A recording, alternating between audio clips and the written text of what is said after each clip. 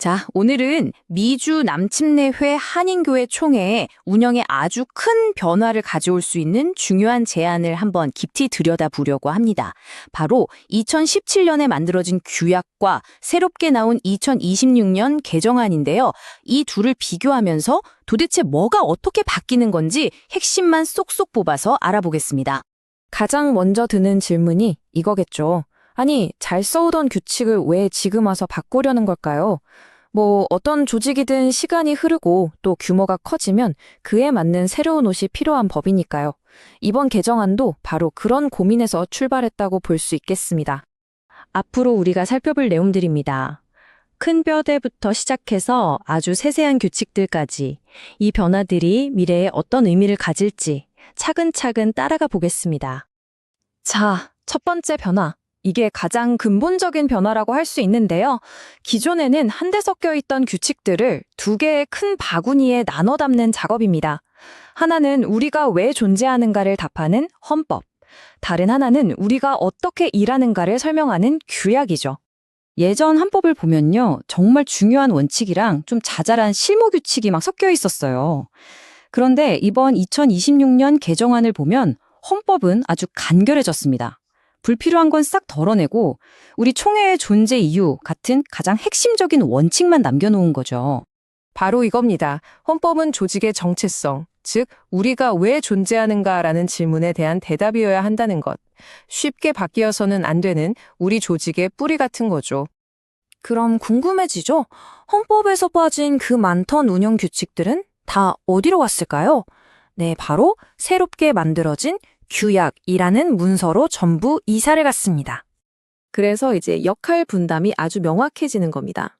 헌법이 방향을 제시한다면 이 규약은 그 방향으로 가기 위한 구체적인 방법, 말하자면 총회의 실무 매뉴얼 역할을 하게 되는 거죠. 어떻게 운영할 것인가에 대한 답인 셈입니다. 이렇게 뼈대를 바로 세우고 나니까 그 위에 세우는 우리의 정체성도 더 선명해집니다. 우리는 누구인가? 라는 질문에 더 구체적으로 답할 수 있게 된 거죠. 한번 보실까요? 가장 눈에 띄는 변화 중 하나입니다. 총회의 신앙 고백에 침례교인의 신앙과 메시지 2000이라는 문서를 아주 명확하게 언급했어요. 이전보다 훨씬 구체적으로 우리의 신학적 좌표를 딱 찍어주는 아주 의미 있는 변화라고 할 수 있습니다. 자, 이제 많은 분들이 가장 궁금해하실 만한 아주 현실적인 변화로 넘어가 보겠습니다. 바로 총회에서 각 교회의 목소리를 어떻게 반영할 것인가, 즉 대위원을 어떻게 뽑을 것인가에 대한 문제입니다. 핵심은 기준이 완전히 바뀌었다는 겁니다. 이전에는 교회에 등록된 교인 숫자를 기준으로 대위원 수를 정했잖아요. 그런데 이제는 총회 협동사역을 위해 얼마나 재정적으로 기여했는지, 즉 협동 선교비를 기준으로 대위원 수가 결정됩니다. 그리고 바로 이 $600가 새로운 기준 단위가 됩니다. 교회가 협동선교비를 $600 더 낼 때마다 총회에 보낼 수 있는 대위원도 한 명씩 더 늘어나는 구조인 거죠.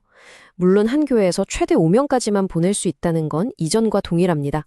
자, 이렇게 조직의 구조도 바뀌고 대표를 뽑는 방식도 바뀌었으니 당연히 이 조직을 이끌어가는 리더십과 실제 운용 방식에도 변화가 있겠죠? 어떤 점들이 새로워졌는지 한번 살펴보겠습니다. 먼저 이건 간단하면서도 중요한 변경사항인데요.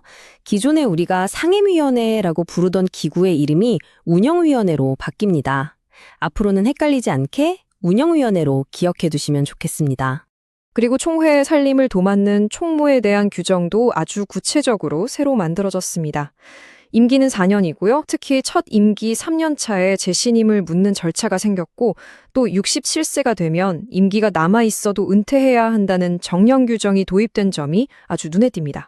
이제 마지막으로 살펴볼 변화인데요. 어쩌면 앞으로 생길지도 모를 여러 갈등이나 논란을 미리 방지하기 위해 고안된 아주 새로운 안전장치라고 할 수 있습니다. 한번 생각해 보세요.